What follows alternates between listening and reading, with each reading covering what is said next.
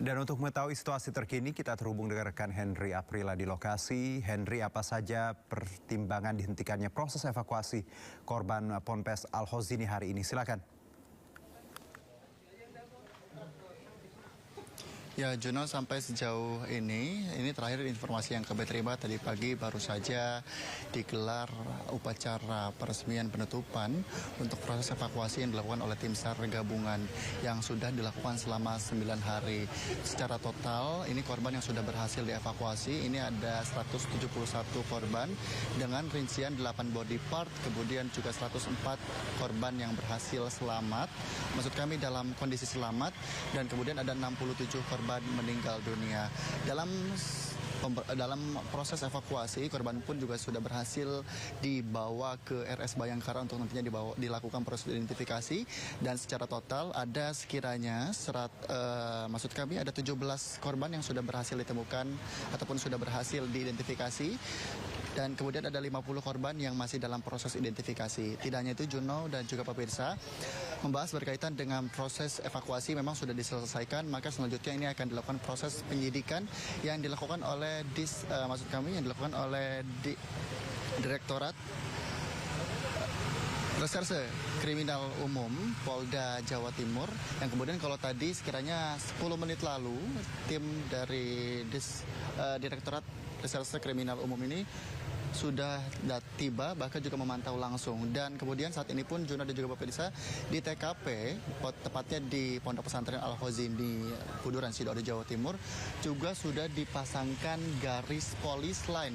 Tidak hanya itu, juga sudah dipasangkan tirai biru untuk menutup dan melakukan proses penyidikan. Yang juga ini pun kalau tadi kami juga sempat menanyakan, bahkan juga mewawancari langsung bahwa disampaikan oleh pakar teknik sipil ITS yakni Muji Irmawan yang menyampaikan berkaitan dengan strukturnya sendiri. Dan memang dalam hal ini ada salah satu dampak yang berkaitan adalah salah satu gedung yang menempel dengan salah satu struktur runtuhan, yang kemudian ini pun kalau kami tanyakan apakah ada kesalahan teknis, namun juga dirinya menjawab ini masih dalam proses penyidikan yang tentunya nanti juga akan disampaikan terkait dengan hasilnya. Namun dipastikan dalam beberapa gedung yang ada di sekitar musola tersebut ini masih bisa dikatakan kokoh dan tidak perlu ada pembenaran khusus ataupun renovasi ulang.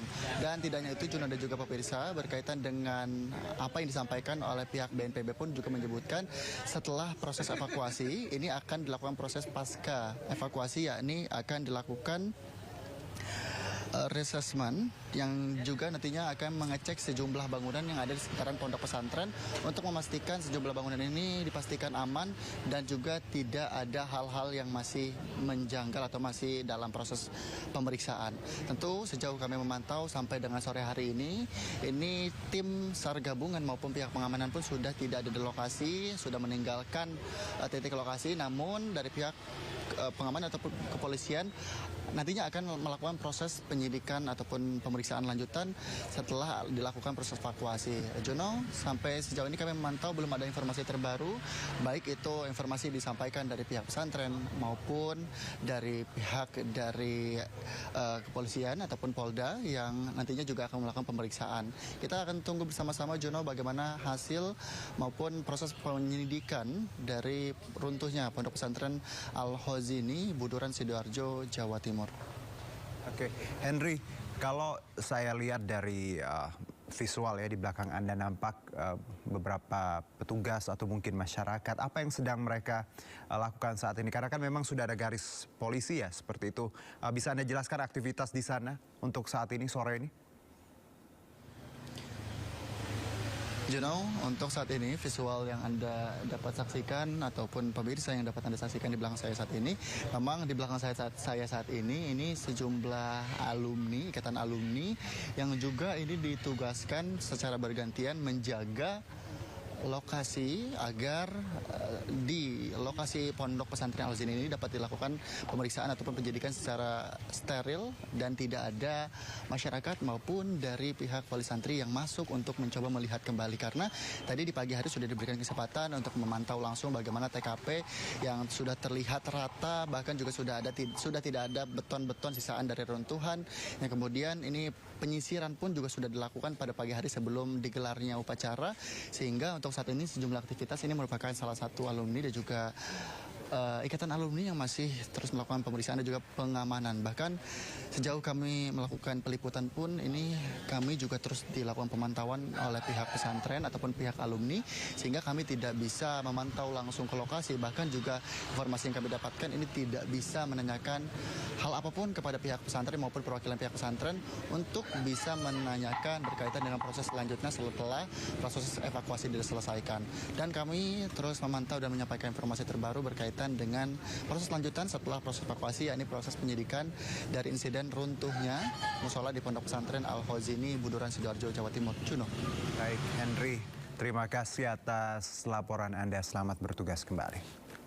Allahu Akbar, Allahu Akbar. Allahu Akbar, Allahu Akbar.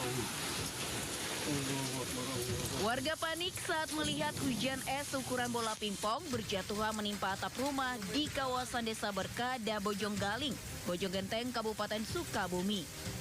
Tidak hanya itu, hujan deras dan angin kencang juga menyertai fenomena alam ini selama 1 jam. Akibatnya 52 atap rumah warga rusak serta sejumlah pohon tumbang.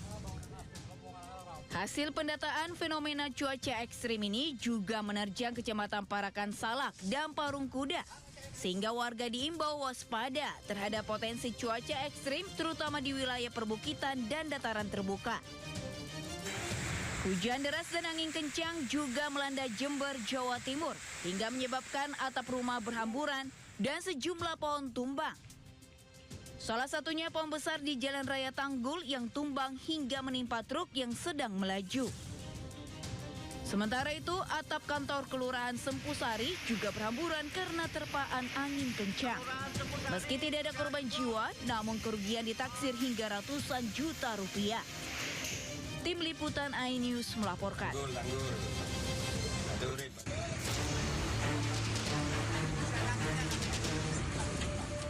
Sebuah dam truk menabrak minibus dari belakang hingga ringsek dan tersangkut di antara kendaraan lain.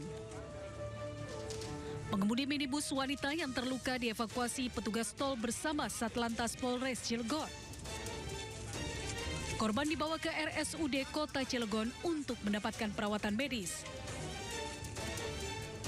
Kecelakaan beruntun melibatkan 3 kendaraan, yaitu dam truk, minibus, dan truk trailer terjadi di eksit tol Cilegon Timur. Kecelakaan bermula saat dam truk mengalami remblong, menabrak minibus hingga terjepit di antara truk trailer yang ada di depannya. Ya emang remnya nyelonong, maksudnya nggak ada rem, blong. Kondisi lalu lintasnya lagi ngerayap atau seperti apa? Lagi ngerayap, lagi macet, ini apa dulu?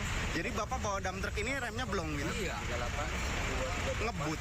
enggak lah, masuk keluar tol ngebut. Kasus kecelakaan ini ditangani Satlantas Polres Serang Kota. Seluruh pengemudi beserta kendaraan yang terlibat kecelakaan dibawa petugas dari lokasi kejadian. Dari Cilegon, Banten, Iskandar Nasution, iNews melaporkan.